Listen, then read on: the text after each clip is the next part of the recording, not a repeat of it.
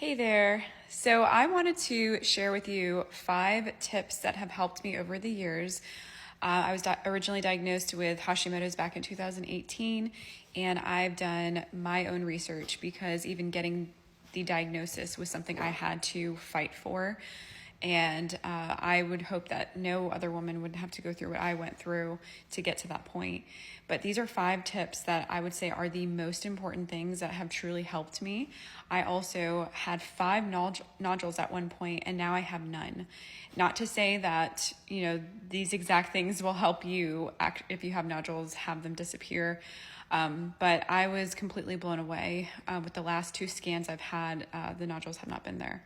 So number 1, I would say, is controlling your stress as much as you can. I know that that's not easy, but this is something that's been huge. I've had to put boundaries up. I've had to learn how to cut certain people out of my life that have not been good for me, and also being able to go to counseling with things that I've harbored over the years, and things even from my childhood I didn't realize have been carried over. So that would be number 1, controlling your stress. Number 2, I would say, is sleep. If you are not sleeping consistently, at least between 7 and 9 hours, that is your body's time to repair itself. And that has been a huge help for me. I was a mom that was just always running on fumes, and I barely was sleeping. And that was something that has definitely made a huge difference in my healing throughout this whole process. So there's things that you can do to help with that, like taking magnesium before bed, also putting yourself in like a routine, just like a baby we do with our babies. And that's something that you also can do for yourself that helps to calm your nervous system before bed. There's other tips too that I can go into, but I would say that is definitely number 2. Number 3 is diet. That has been a huge thing for me too, is cutting out inflammatory foods. No, I have not been perfect with it, but I would say for the most part, cutting out gluten has been extremely helpful. Dairy for a season, and then processed foods, of course. Grains, I tend to not handle that very well. And also eggs for a season I've had to do as well.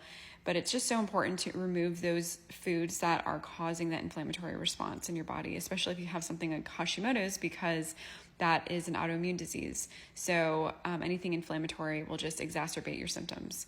Another thing is exercise.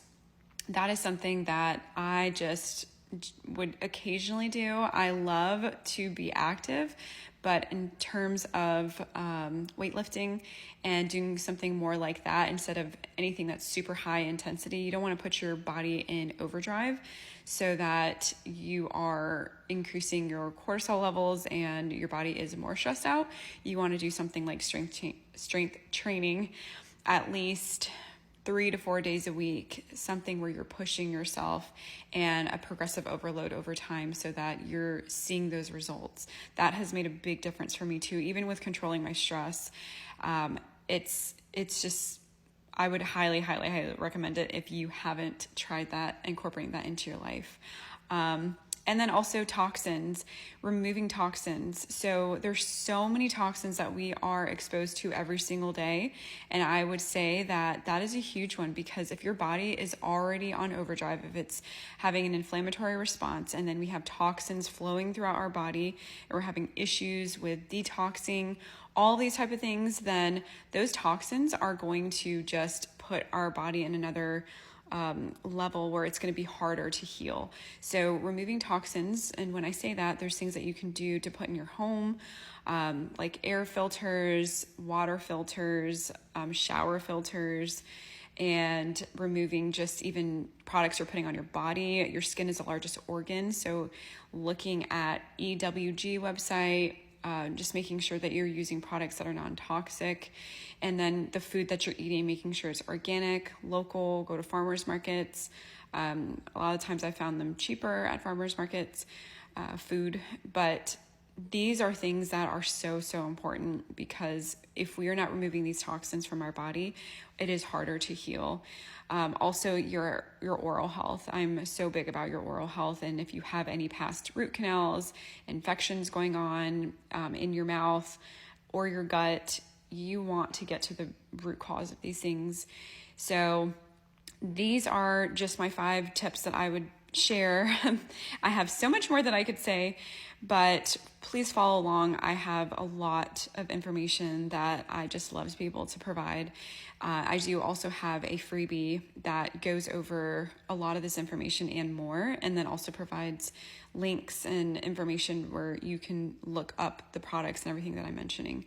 So I hope this helps. If you have any questions, feel free to reach out to me, but stay tuned for more tips.